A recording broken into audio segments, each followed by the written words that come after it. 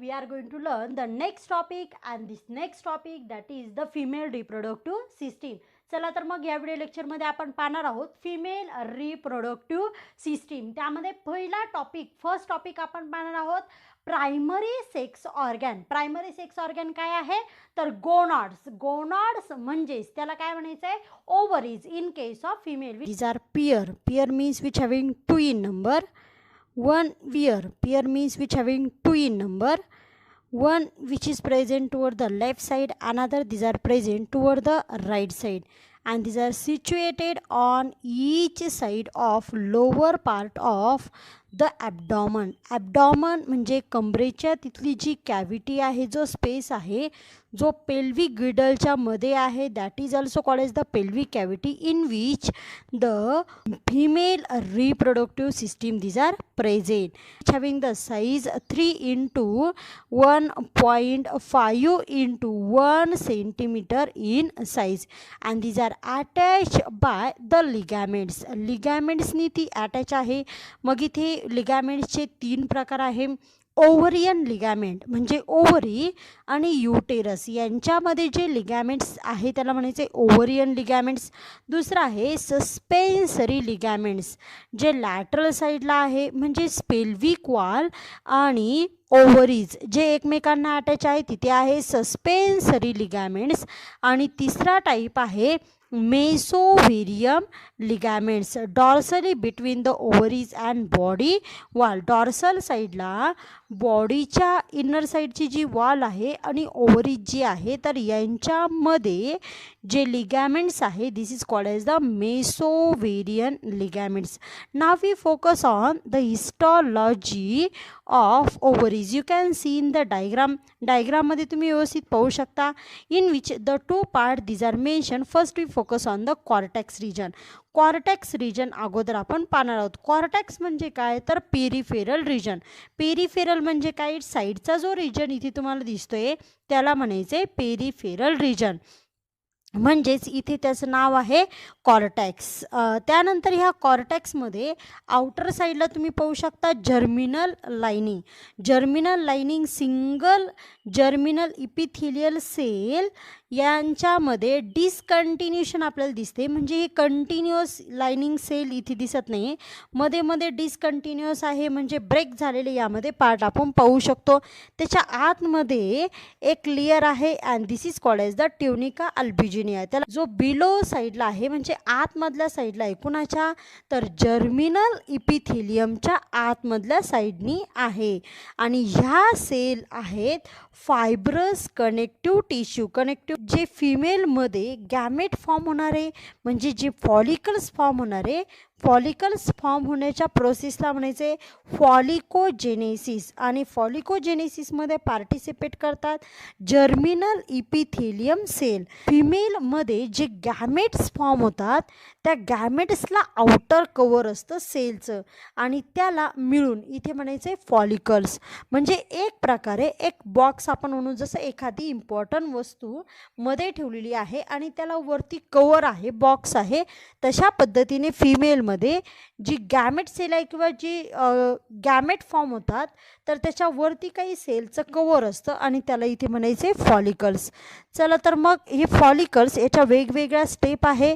त्यामध्ये primordial follicle, primary follicle, secondary follicles आणि त्यानंतर आहे मॅच्युअर फॉलिकल्स. अशा फॉलिकलच्या वेगवेगळ्या स्टेप आहे. मग सेंट्रलचा जो पार्ट आहे त्याला म्हणायचे medulla and this is the central region of ovaries. ओव्हरीचा तो सेंट्रल रिजन आहे filled with dense nutritive fluid. त्याच्यामध्ये डेन्स न्यूट्रिटिव्ह फ्लुइड आहे आणि त्याला म्हणायचे स्ट्रोमा. स्ट्रोमा म्हणजे काय डेन्स न्यूट्रिटिव्ह फ्लुइड यामध्ये प्रेझेंट आहे and which contain the follicles in a different developing stage. जसं मी तुम्हाला सांगितलं primordial follicle, primary follicle, secondary follicle, mature follicle. हे फॉलिकल्स ह्या सेंट्रल रिजनला डेव्हलप होत असतात. मग इथे हे फॉलिकल्स जे फॉर्म होतात तर ते फिमेलमध्ये बिफोर बर्थ यामध्ये ते फॉर्म होत असतात. oogenesis means formation of oogonia or oocyte. These are start from 6 months in embryonic stage in a female baby. मुलगी गर्भात असतानाच तिच्यामध्ये फॉलिकल्स फॉर्म झाले असतात, त्याचबरोबर तिच्यामध्ये ओगोनिया ओसाइट्स इथे फॉर्म झालेले असतात. ज्यावेळेस मुलगी आईच्या गर्भामध्ये असते त्याच वेळेस तिच्यामध्ये गॅमेट्स हे कन्फर्म असतात. In embryonic ovaries contain about more than 2 million oogonia. Oogonia म्हणजे काय तर immature female reproductive cell. Immature female reproductive cell ह्या मोर दॅन 2 मिलियन्स ह्या प्रेझेंट असतात एम्ब्रियॉनिक ओव्हरीजमध्ये.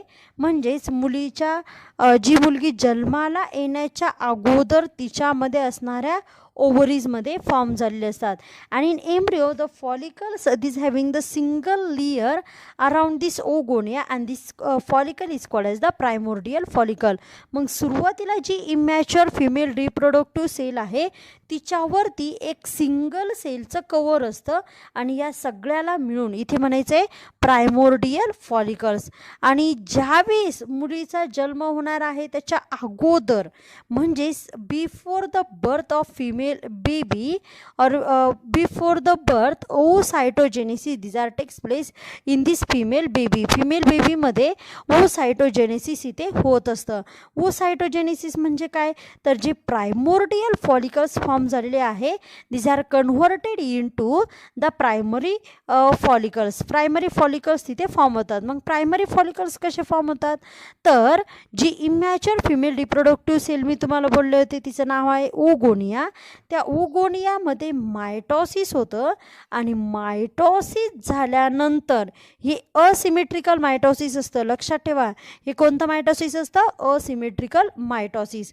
आणि यामध्ये एक सेल फॉर्म होते आणि तिचं नाव आहे प्रायमरी ओसाइट. आणि ही प्रायमरी ओसाइट फॉर्म झाल्यानंतर जसं मी तुम्हाला अगोदर बोलले होते की ओगोनियावरती सिंगल सेलचा लेयर असतो तर त्या लेयरमध्ये पण डिव्हिजन होतं. जसं आतमध्ये ओगोनियामध्ये असिमेट्रिकल मायटोसिस होऊन प्रायमरी ओसाइट फॉर्म होतं. मग त्याच्या आउटसाईडला जे सिंगल लेयर अगोदर होता त्यामध्ये पण मायटोसिस होतं आणि 2 to 3 लेयर्स यामध्ये फॉर्म होतात. त्यावेळेस आपण पूर्ण फॉलिकल्सला काय म्हणणार प्रायमरी फॉलिकल्स. कधी कधी बिफोर द बर्थ यामध्ये होतं, काही फिमेल बेबीजमध्ये आफ्टर द बर्थ इमिडिएटली हे फॉर्म होत असतं.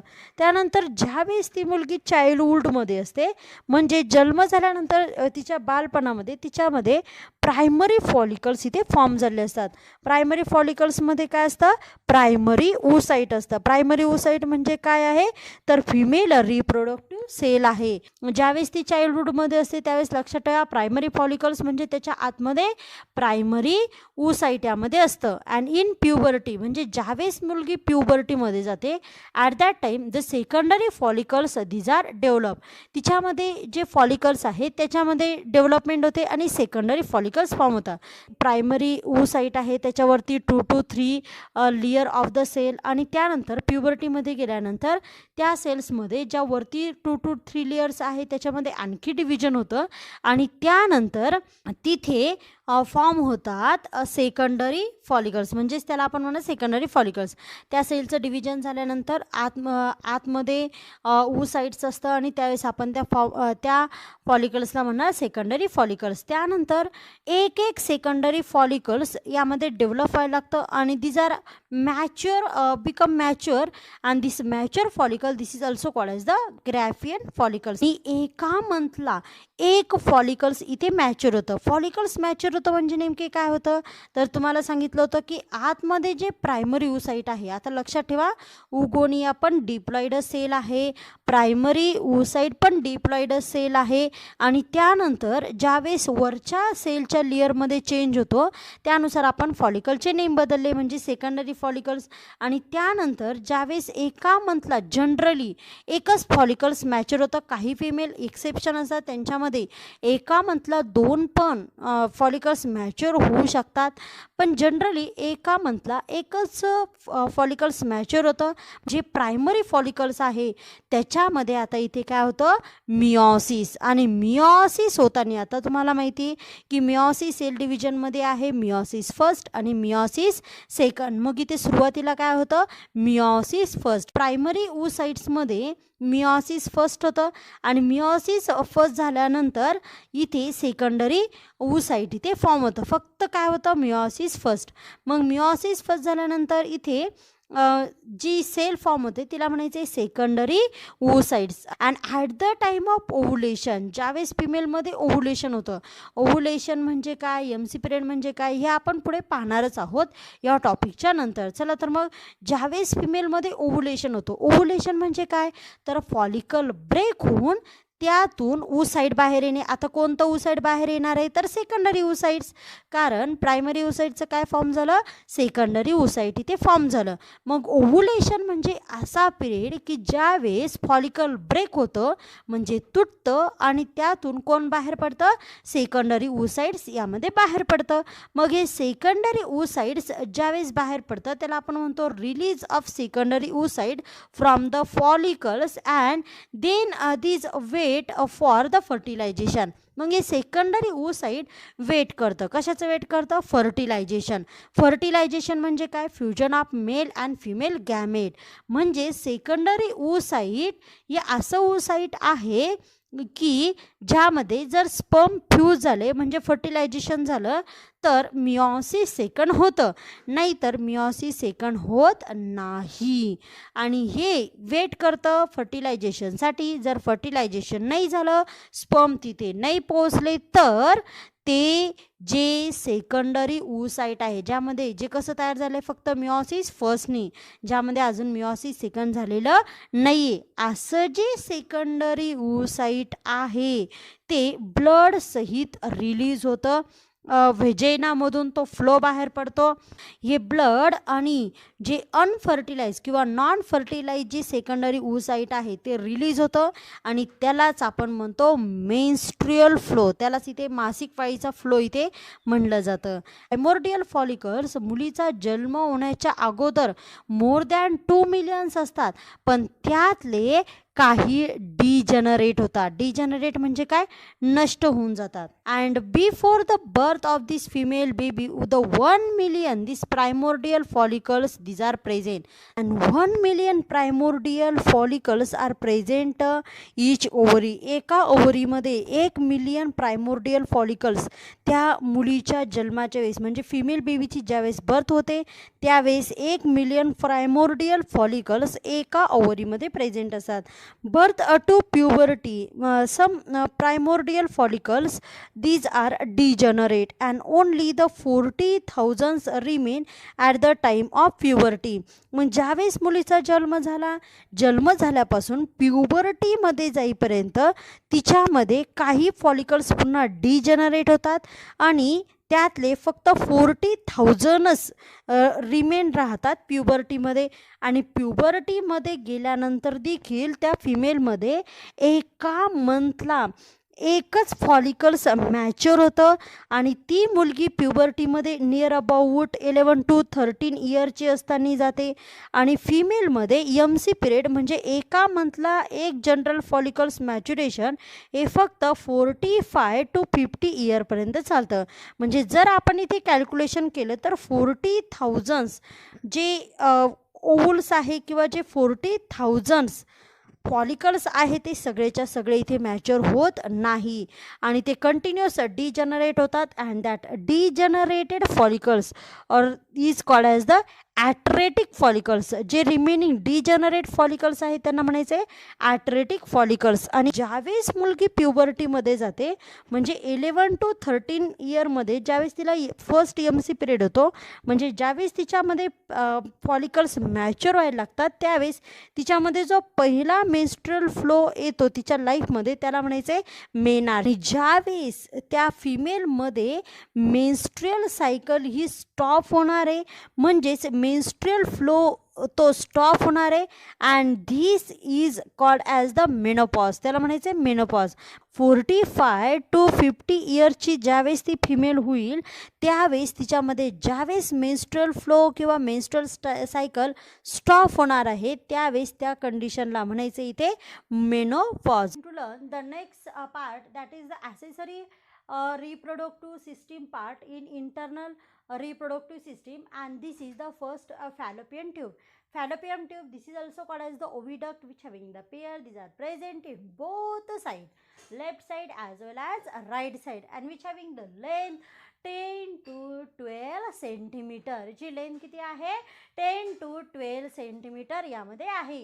and these are divided into 3 region: infundibulum, middle this is called as the ampulla, and last that is the end distal region, and this is called as the isthmus, and this is also called as the cornea. त्याला cornea इथे म्हणायचं आहे किंवा त्याला isthmus इथे म्हणायचं आहे. Actually the infundibulum, these are the funnel shape which attach to the ovary, and these having the finger like projection, and this is called as the fimbriae, and which having the small opening, this is called as the ostium. पहा आपण इथे पाहतोय fallopian tube. Fallopian ट्यूबचे 3 region आहेत. 3 रिजनमध्ये एक आहे इनफंडिब्युलम, जो कोणत्या रिजनला आहे प्रॉक्झिमल एंड. त्याला आपण काय म्हणतो प्रॉक्झिमल एंड. मग हा प्रॉक्झिमल एंड कुठे अटॅच आहे? these are attached to ovary, and these having the finger like projection, you can see here, and this is called as the fimbriae, and which having the small opening. From this the ovum, these are goes inside the fallopian tube. Fallopian ट्यूबमध्ये ज्यावेळेस ovum इथे entry करणार आहे ओव्हरीमधून, तर ते कुठून entry करणार आहे एका छोट्याशा ओपनिंगमधून, आणि त्या ओपनिंगला इथे काय म्हणायचं आहे this is called as the ostium.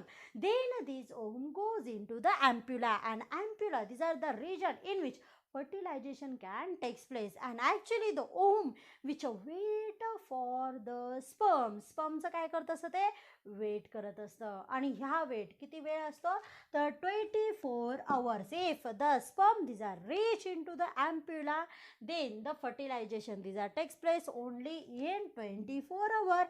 Ovum release झाल्यानंतर फक्त 24 तास वेट करतं, आणि जर 24 तासामध्ये तिथे जर स्पर्म आले तर फर्टिलायझेशन होतं. आणि फर्टिलायझेशन म्हणजे काय तर fusion of male and female gamete, आणि जर तिथे फर्टिलायझेशन झालं तर तिथे एम्ब्रिओ फॉर्म होतं. अगोदर झायगोट फॉर्म होतं, त्यानंतर एम्ब्रिओ फॉर्म होतं, आणि त्यापासून नवीन ऑफस्प्रिंग इथे तयार होत असतं. त्यानंतर नेक्स्ट रिजन आहे isthmus, that is called as the cornea, and this isthmus these are the distal end of fallopian tube. Fallopian ट्यूबचं कोणतं एंड आहे डिस्टल एंड आहे, and these are open into the uterus. युटेरसमध्ये ते open होतं. Uterus these are also called as the womb, त्याला womb देखील म्हणतात, आणि त्यामध्ये इस्थमस ओपन होत असतं. Actually whole fallopian tube or oviduct which having the inner layer, and that is the ciliated epithelial cell, and these are very useful which having the cilia. What is meant by cilia? Cilia, these are the hair like projection, and these are very useful because of the cilia.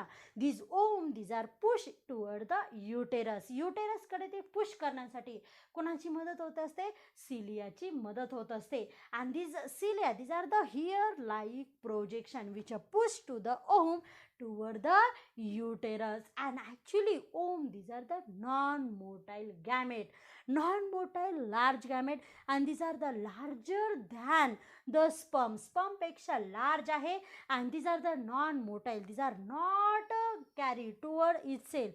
ते स्वतःहून movement करू शकत नाही, and because of this cilia these are very important for the pushing to this ovum toward the uterus. And this is the topic of the fallopian tube. What is the function of fallopian tube? Fallopian tube these are very important for transportation of ovum toward the uterus, and another that is the fertilization. पहा पुन्हा एकदा सांगते, आपण काय पाहत होतो तर accessory reproductive part कोणामधला फिमेल रिप्रोडक्टिव्ह सिस्टीम.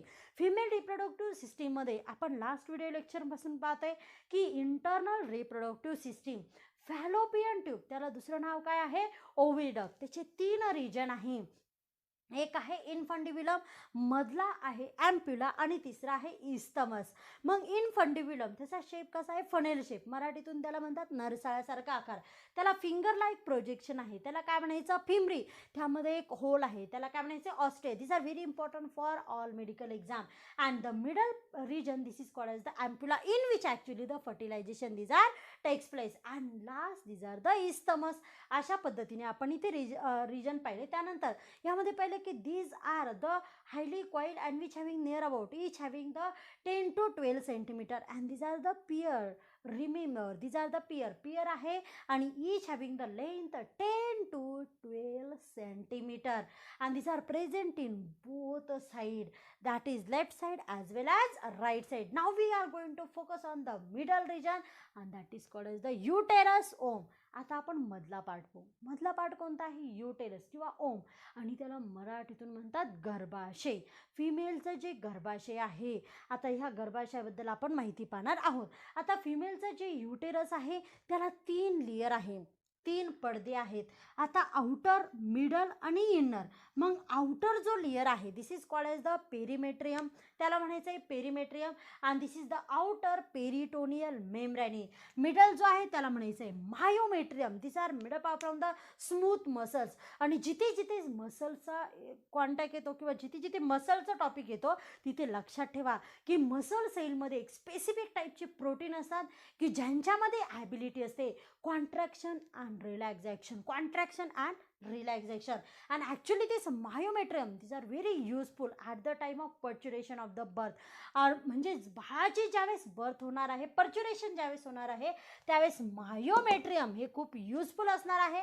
कारण मायोमेट्रियममुळेच बाळाची नॉर्मल ग्रोथ, म्हणजेच यामध्ये पर्च्युरेशन होऊ शकतं through the vagina. And actually this contraction, these are happen because of the prolactin hormones. Prolactin hormones ज्यावेळेस बाळाची परफेक्ट ग्रोथ होते ना त्यावेळेस त्या फिमेलची जी पिट्युटरी ग्लँड आहे ब्रेनमध्ये तिथे प्रोलॅक्टिन नावाचं हार्मोन सिक्रेट होतं आणि ते इन्फॉर्मेशन देतं मायोमेट्रियमला. आणि त्यावेळेस मायोमेट्रियमचं काय होतं असतं, कॉन्ट्रॅक्शन, आणि त्यावेळेस काय होतं असतं, पर्च्युरेशन. त्यानंतर सगळ्यात आतमधला लेयर आहे endometrium. Endometrium this is called as the temporary or changes in each month. प्रत्येक मंथला एंडोमेट्रियमची थिकनेस चेंज होत असते. आणि थिकनेस का चेंज होते किंवा यामध्ये थिकनेस चेंज होण्यासाठी काय रिस्पॉन्सिबल आहे किंवा हे एंडोमेट्रियम नेमके काय आहे. Endometrium this are the inner layer and this having the blood vessels and which also having the glands and this having the ability of secretion. सिक्रेशनची ॲबिलिटी त्यामध्ये आहे. And these are the having the glands like activities and these are the inner layer which are also having the blood vessels. At the time of menstrual flow these are degenerate and these are goes outside and these are again a form because of the hormones estrogen. Estrogen नावाचा hormones यासाठी responsible आहे की पुन्हा यामध्ये endometrium छान पद्धतीने प्रत्येक मंथला हे तयार होत असतं. अशा पद्धतीने युटेरसचे 3 लेयर आहे, आउटर आहे पेरिमेट्रियम, मधला आहे मायोमेट्रियम, आतला आहे एंडोमेट्रियम. पण एंडोमेट्रियम हे टेम्पररी आहे, त्यामध्ये चेंजेस होत असतात. तुम्हाला माहिती एंडोमेट्रियमचा काय यूज आहे, जर समजा ॲम्ब्युलामध्ये जर फर्टिलायझेशन झालं ना तर तो जो एम्ब्रियो आहे तो नंतर युटेरसमध्ये येतो आणि युटेरसमध्ये त्याचं इम्प्लांटेशन होणं, ग्रोथ आणि डेव्हलपमेंट होणं, त्याचबरोबर नरिशमेंट त्या एम्ब्रियोला प्रोव्हाइड करण्याचं काम कोण करतं, एंडोमेट्रियम इथे करत असतो. त्यानंतर युटेरस हे अटॅच आहे त्या फिमेलच्या बॉडीला आणि ते कशाने अटॅच आहे, लिगॅमेंट्सनी अटॅच आहे. त्यानंतर हे युटेरस याचे 3 रिजन आहे. वरचा जो रिजन आहे dome shape this is called as the fundus, middle this is called as the corpus or body and lower this is called as the cervix. आता प्रत्येकाचं फंक्शन काय आहे तर actually the fallopian tube this are open into the fundus and growth and development of baby this are takes place in the body of that uterus and lower these are the cervix having the 2 opening, internal and external. Internal that is cervix. These are the end of the uterus and which open into the body or corpus of that uterus, and outside these are external opening, that is the external os, these are open into the vagina, and this is the having the two opening, and actually these are the contract shape, and these all uterus which having the pear shape, which having single number, and these having the size, that side generally the 8 centimeter long, 5 centimeter wide, and which having the near about 2 centimeter thickness, and this is the uterus. And actually the uterus in which the fallopian tube, these are open into the fundus region मध्ये ते open होत असतात. Now we focus on the last, that is the vagina. Actually आता आपण तिसरा region पाहू आणि तो आहे यामध्ये vagina. And this vagina, actually the uterus, these are open into the vagina, and vagina, these are open into the outside body, that is the vestibule region of the female reproductive system. And these vagina, these having also the two opening, inner opening, these are toward the orifice, that is called as the internal os, and external outside the body, that is opening, that is the external us. And these having the length, these are tube like structure, and these are the copulatory organ, and these having the length 7.5 to 10 centimeter, and these are the genital tract in case of female, and these are the copulatory organ, or this is also very important for the purchation and birth of the baby, and this is also very important for the menstrual flow. Menstrual flow म्हणजे ज्यावेळेस फिमेलमध्ये menstrual flow होतो त्यावेळेस तो त्यातून release होतो. त्याचबरोबर बाळाची ज्यावेळेस बर्थ होते ती देखील यातून होत असते. आणि हा जो पार्ट आहे हा कॉप्युलेटरी ऑर्गन आहे, म्हणजे ज्यावेळेस मेलचं पेनिस एंटर करेल तर यामध्ये व्हेजेनामधून ते एंट्री करणारे, that is the copulatory organ. And this vagina which also partially covered by the hymens. These are the partially covering, these are also break after the first copulation. First time ज्यावेळेस कॉप्युलेशन होतं त्यावेळेस हा hymen break होत असतो, पण तोपर्यंत फिमेलमध्ये ते partially यामध्ये क्लोज असतं. And these also having the lactobacilli which ferment the glycogen, and because of this make the acidic. vagina मध्ये जे नेचर आहे ते कसं आहे, ॲसिडिक आहे, because of the fermentation of the lactobacilli, and in which the glycogen, these are fermented, and because of acidic which make in this region, and these are very important for the protection of this female reproductive system. And these are whole female reproductive system. आज आपण इथे काय पाहिलेलं आहे, female reproductive system इथे आपण पाहिलेली आहे. त्यामध्ये आपण ओव्हरीज ऑलरेडी पाहिल्या होत्या. आज आपण काय पाहिलं तर फॅलोपियन ट्यूब म्हणजेच आपण पाहिलेलं आहे ओव्हिडक्ट, त्यानंतर आपण पाहिलेलं आहे युटेरस, आणि त्यानंतर आपण पाहिलेलं आहे व्हेजेना. त्याचबरोबर यांचं बेसिक जे आहे तर त्यावरती क्वेश्चन विचारला जाऊ शकतो. त्यानंतर एक लक्षात ठेवायचे की काही फिमेलमध्ये जे फॅलोपियन ट्यूब आहे यामध्ये ब्लॉकेज असण्याची पॉसिबिलिटी असते, आणि because of the blockage this sperm cannot travel up to or toward the ovum, and because of fertilization this are not takes place in some female. टेरस आहे काही फिमेलमध्ये सर्विक्सचे कॅन्सर होण्याची possibility खूप जास्त असते, and because of in some female removal of uterus this are takes place, and that is called as the hysterectomy. त्याला म्हणायचं hysterectomy, and in which the uterus this are remove. त्यामध्ये uterus काय केलं जातं, surgically remove केलं जातं. खूप जणांच्या डोक्यामध्ये क्वेश्चन असतात की जर समजा युटेरस जर रिमूव्ह केलं सर्जिकली तर यामध्ये एमसी पिरियड येतो का किंवा मेन्स्ट्रुअल फ्लो होतो का, तर नाही, त्या फिमेलमध्ये मेन्स्ट्रुअल फ्लो होऊ शकत नाही. त्यानंतर जर यामध्ये त्या फिमेलचं युटेरस रिमूव्ह केलं तर त्यावेळेस त्यानंतर त्या फिमेलमध्ये प्रेग्नन्सी राहू शकत नाही. तिच्यामध्ये जे फर्टिलायझेशन आहे मेल आणि फिमेल गॅमेट यांचं फ्युजन होऊ शकत नाही, पण त्यांच्यामध्ये कॉप्युलेशन होऊ शकतं.